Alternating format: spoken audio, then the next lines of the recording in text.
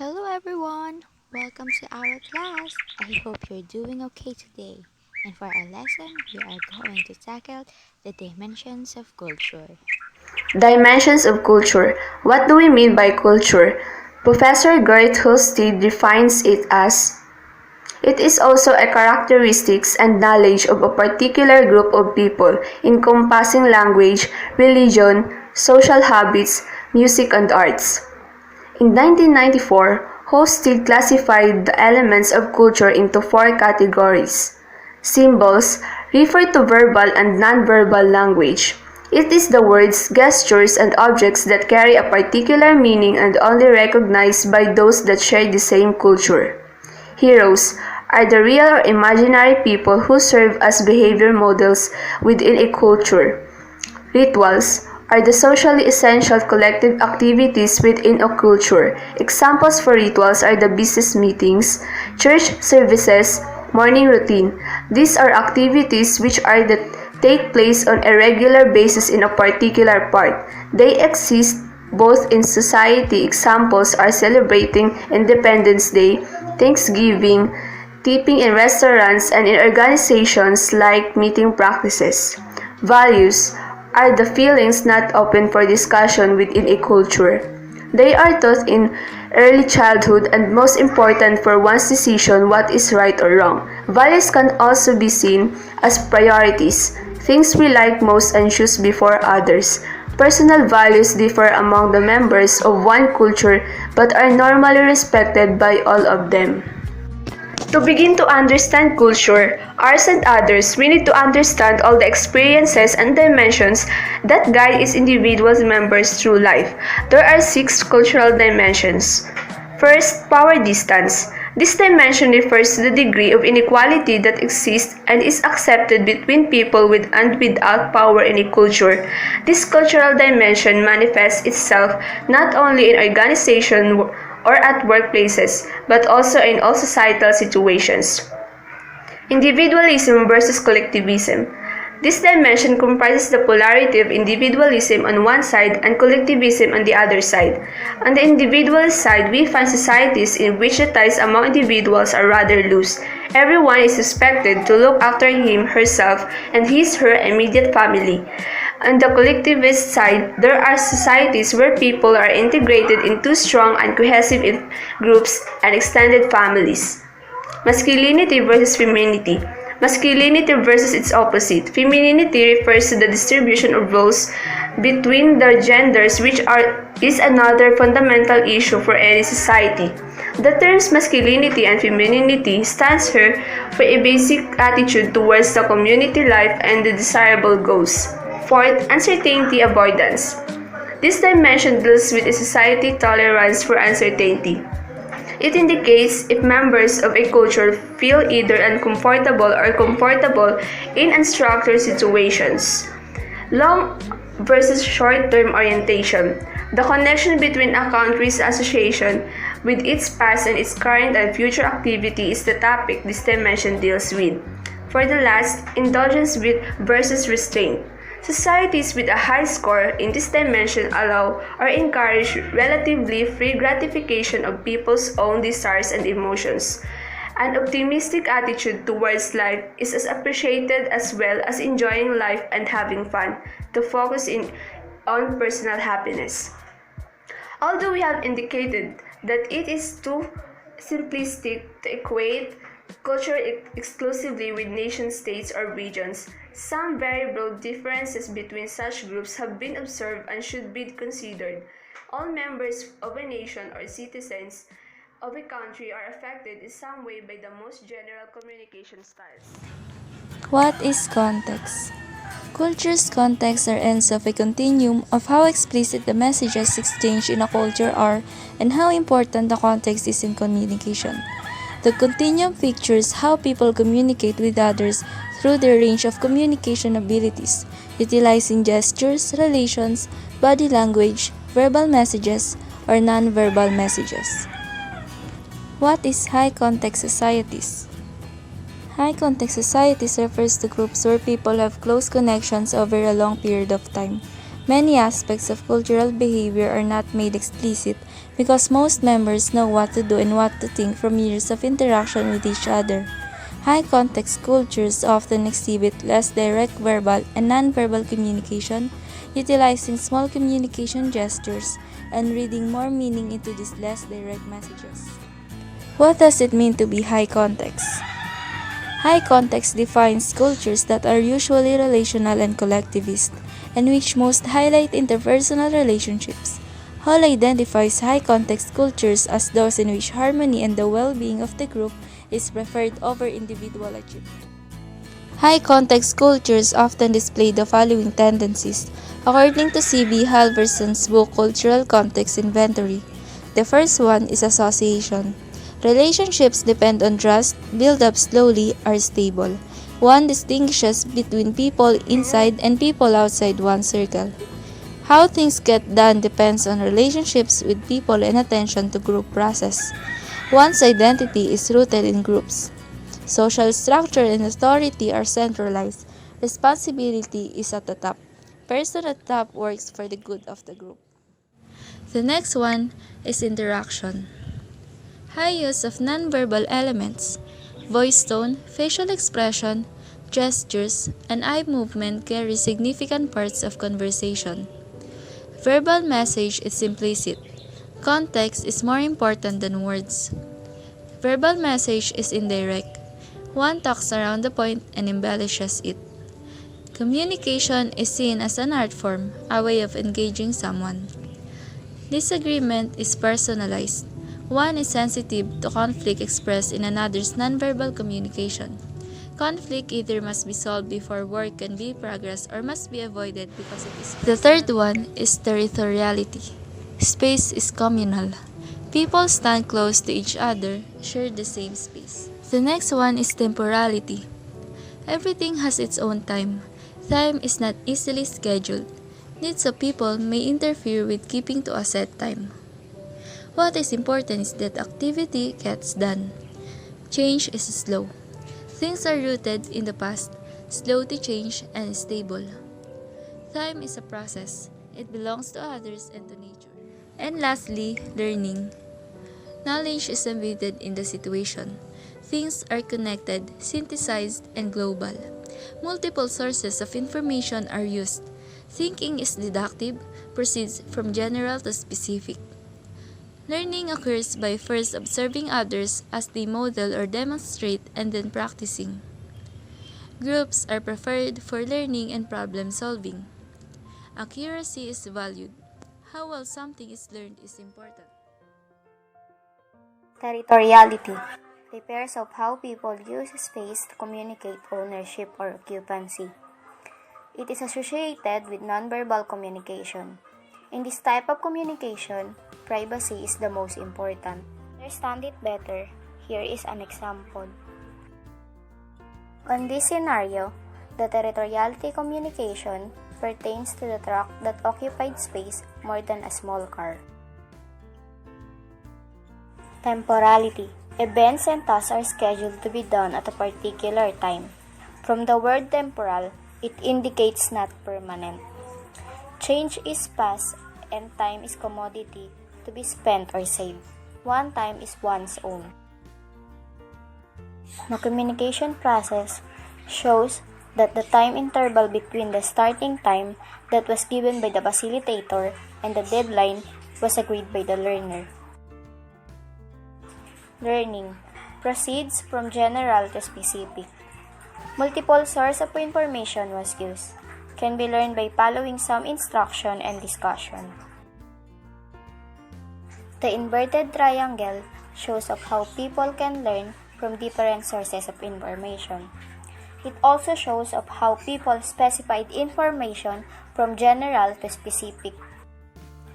Collectivism or individualism. Some culture emphasize collectivism or togetherness, while some culture emphasize individualism or individually. In Eastern society, they stress collectivism, while Western societies emphasize individualism. Collectivism. It emphasizes group benefit and overriding value of working harmoniously. Emphasize on the whole group. Acting not for oneself but for the common good. Focus on the group goal. Collective society, if a person acts to achieve personal goal rather than group goal, this will be viewed as simply selfish or disrespectful. Individualism. It emphasizes individualistic. It focuses on improvement of one person. Individualistic society, personal achievement is highly praised. For the next topic, we will talk about time. And in the US, time is money. And for them, it is important not to waste people's time. Cultures differ in how they view time. This broad difference of emphasis on activity or relationship in time is labeled as the distinction between monochronic and polychronic societies. Monochronic cultures like to do just one thing at a time. People in monochronic view of time will usually arrive at an appointment a few minutes early as a symbol of respect for the person they are meeting.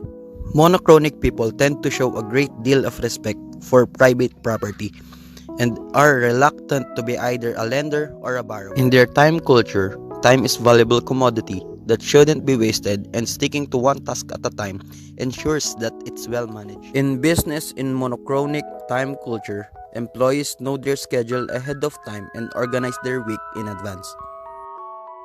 An employee must complete a current task before moving on to the next in a monochronic time system. Monochronic perceptions of time can be found primarily in North America and Northern European cultures.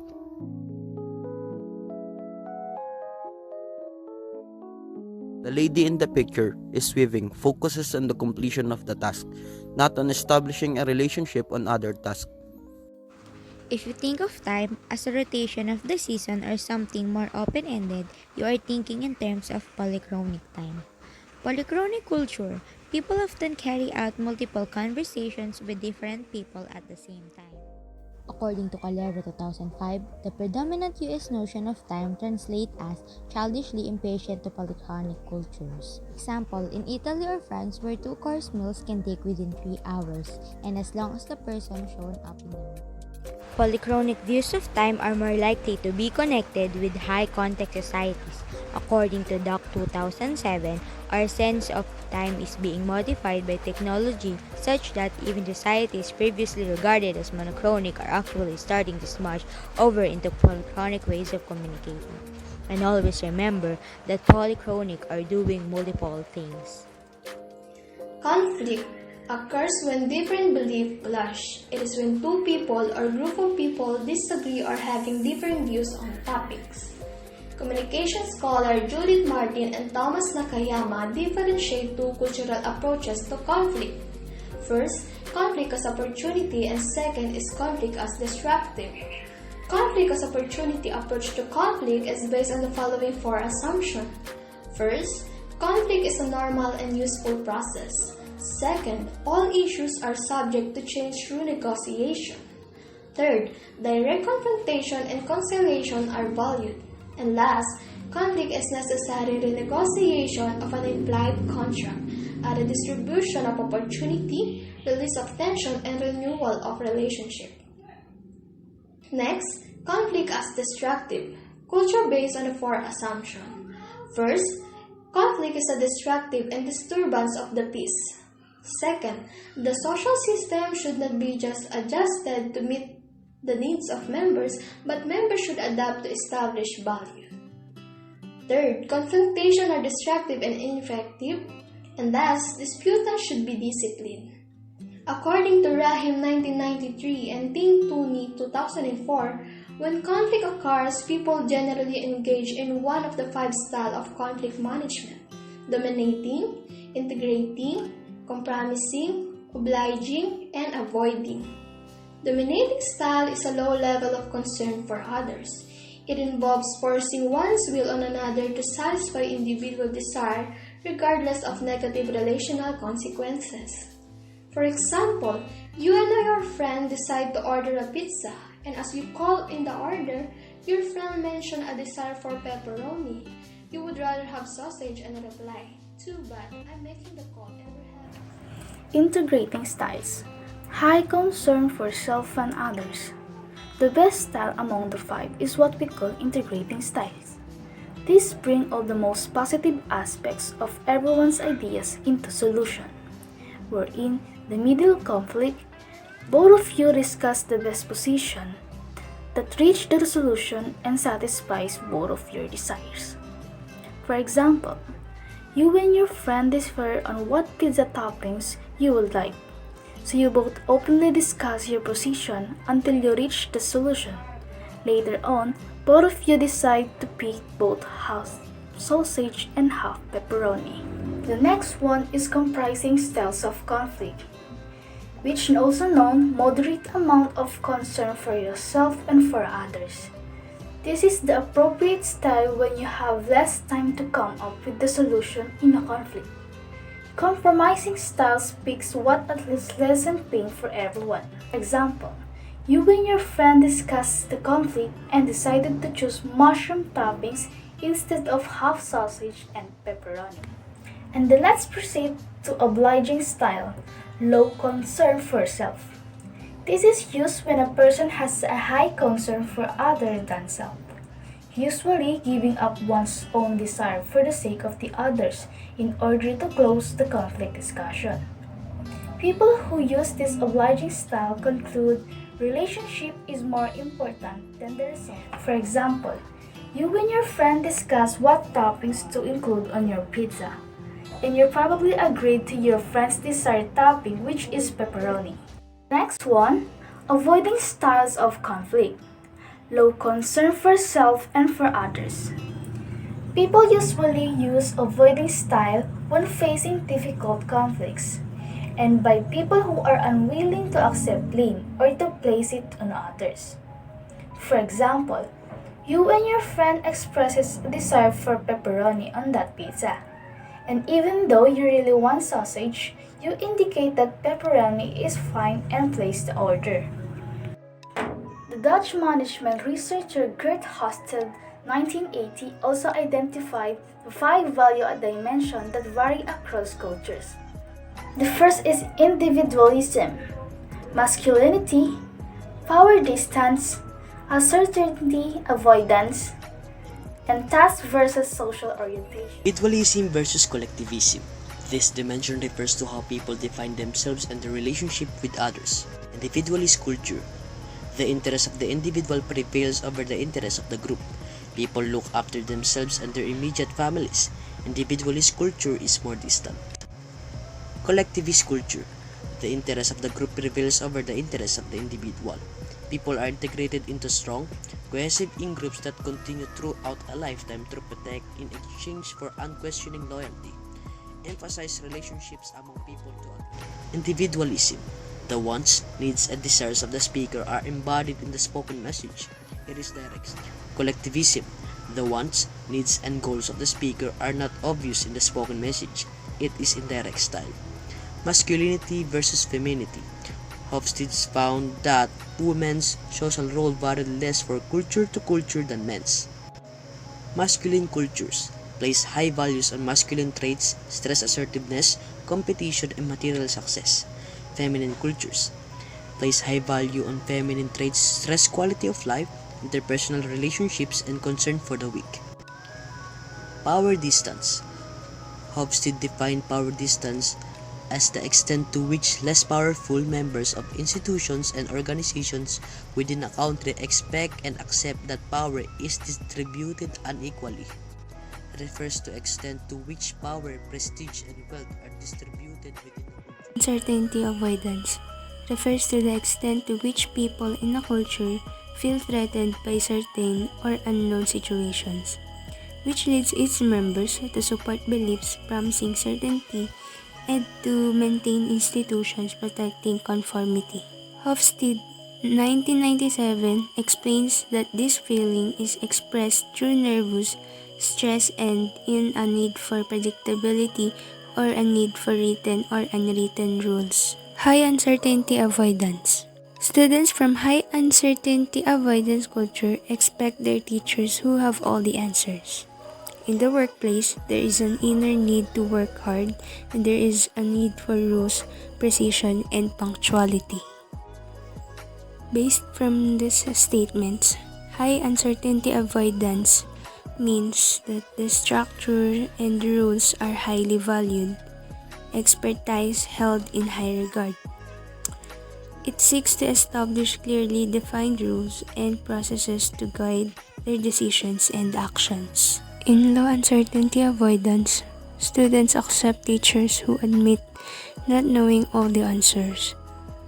And in the workplace, employees work hard only when needed. There are no more rules than are necessary, and precision and punctuality have to be learned. Therefore, low uncertainty avoidance is less orderly and keep fewer records, show only moderate resistance to change, and people trust their own instincts. Task versus social orientation. Groups in societies with strong orientation is mainly focused on finishing the job, while the groups in societies that is socially oriented are more concerned to the members and the smooth functioning as a team.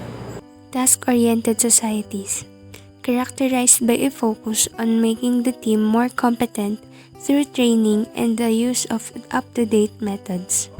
Members are highly concerned with individual success, like better training, advancing to more responsible jobs, and etc. On the other hand, socially oriented societies focus more on collective concerns. Members may be interested in solving the problem but hesitant to do so. It is because the personal costs to the members in stress and hard feelings may be high. It also focuses on friendly atmosphere and good working conditions. And that's for our lesson. Thank you for listening. I hope you learned and enjoyed.